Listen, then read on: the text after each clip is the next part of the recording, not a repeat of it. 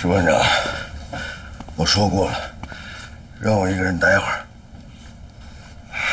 现在就降我的职，早了点嘛。为什么不睡觉？睡不着。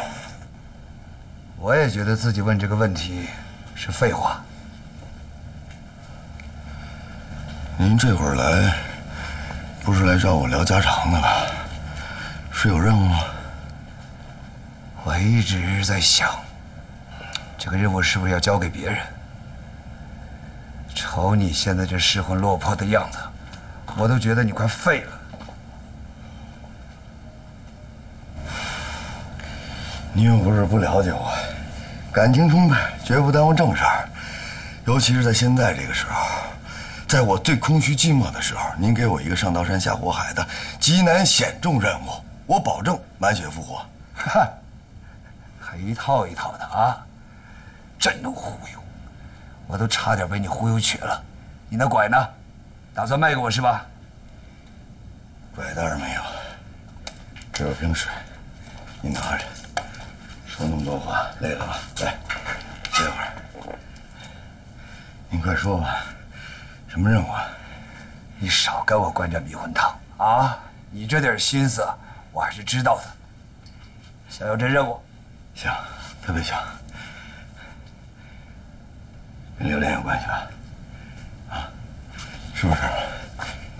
您倒是说句话啊！别跟我卖关子了。真不是。看来你不适合继续执行任务，再休息休息吧。杨叔，别，我求你了，别闹！您赶紧给我个任务吧，我真不能这么熬下去了。您给我任务，我保证完成。瞧你这熊样子，还好意思说去执行什么极难险重的任务？我给了你足够的时间，让你自己调整过来。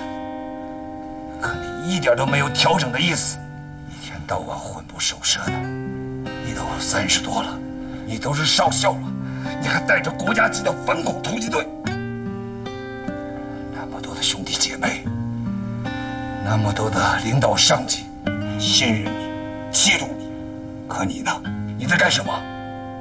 你觉得你对得起他们吗？对得起这是迷彩吗？同志们在期待着你呀！你心里有这份期待吗？想要任务，早干嘛去了？我给的时间还不够长吗？参谋长同志，您教训的是，都是我错了。这样，您把这任务交给我，我保证完成。口号，我比你会喊。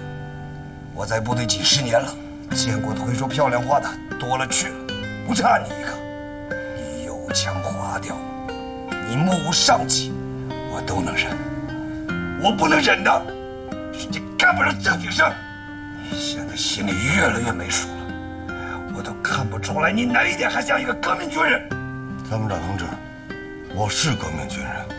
你的入伍誓词呢？还记得吗？记得，我背给您听。不是背给我，是背给警卫。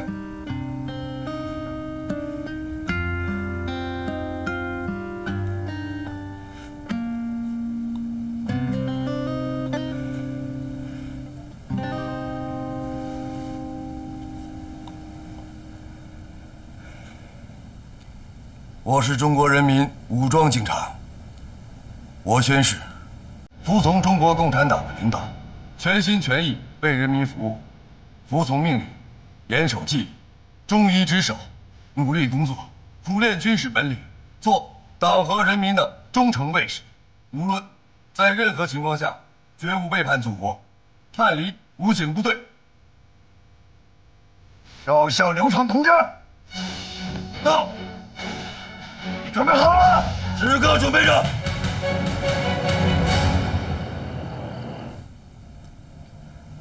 这次的任务是高度保密的，目前只能传达给你，你跟谁都不能说。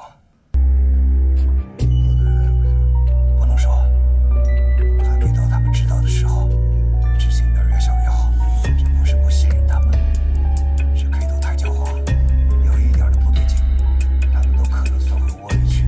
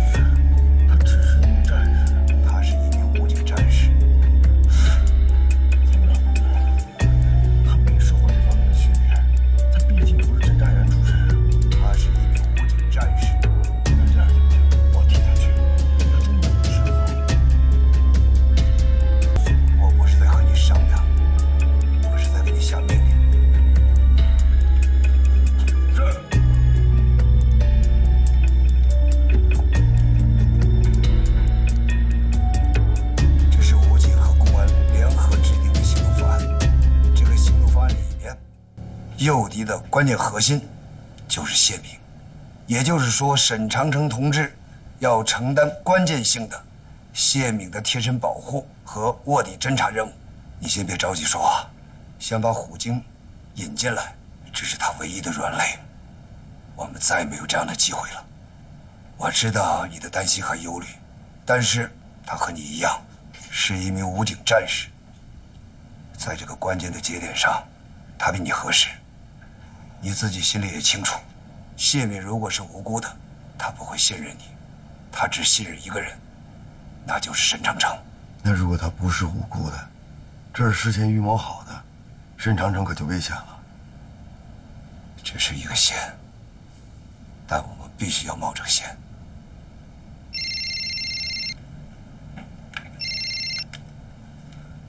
喂，好，我知道了。谢敏和虎鲸联系了，刘长同志，行动必须开始了。是。